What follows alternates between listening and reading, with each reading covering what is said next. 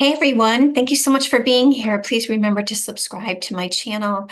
I'm so glad to have protective parents here listening in, and also young adults and adults who have experienced coercive control. If you haven't heard, I have a podcast called Perfect Prey, and I am interviewing young people who experience coercive control as children. And I'm super excited to be doing this work and to be talking about the experiences of children growing up in family systems with coercive control or narcissistic abusers.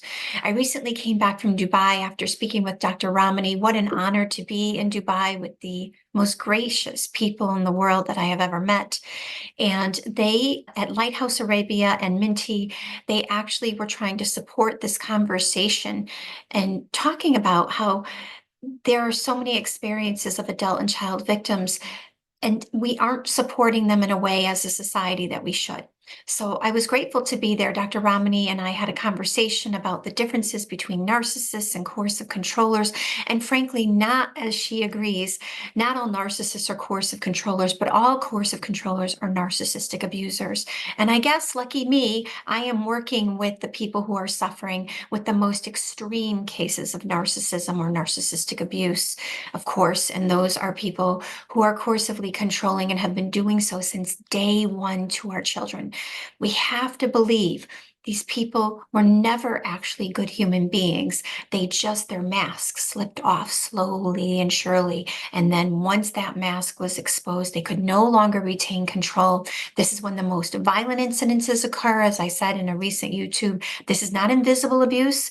It can be physical violence. It can be sexual coercion. It can be stalking and verbal assaults, physical intimidation, but it also can be very covert. And the underlying issue is that it's about power and control, an exertion of power and control over another.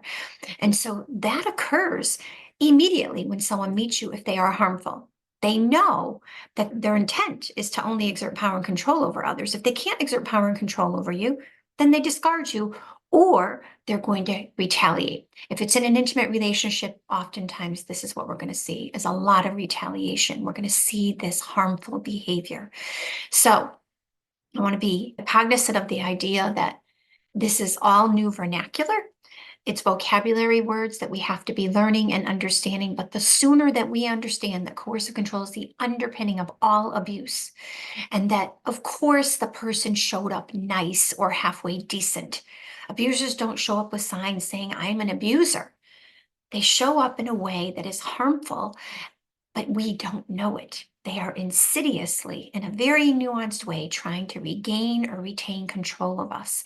And in that, the moment the children are born, the thing that matters the most to a healthy, protective parent, the moment the children are born, these abusers know how much those children matter to you. They know it. And in that, they begin to watch and mirror you and imitate and learn how to be able to get that child to align with them if the time were to ever come. And this is what we see happening over and over again with protective parents. These abusers will start day one diminishing a child's agency, their ability to understand, their ability to feel safe. And so what happens is they don't feel safe with the abuser because the abuser isn't safe. The abuser talks badly or forces them to do things, or talks badly about the protective parent, or forces them to do things they don't want to do.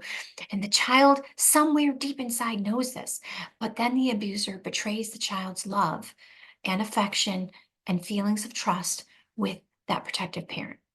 They make them think the protective parent doesn't love them as much, or isn't as stable, or isn't capable of being available in a way that that child needs. So you see what they do is they crack the foundation over and over again. And our role is to come in and continuously fill in that foundation and all of those cracks. So it's a cracked foundation from day one.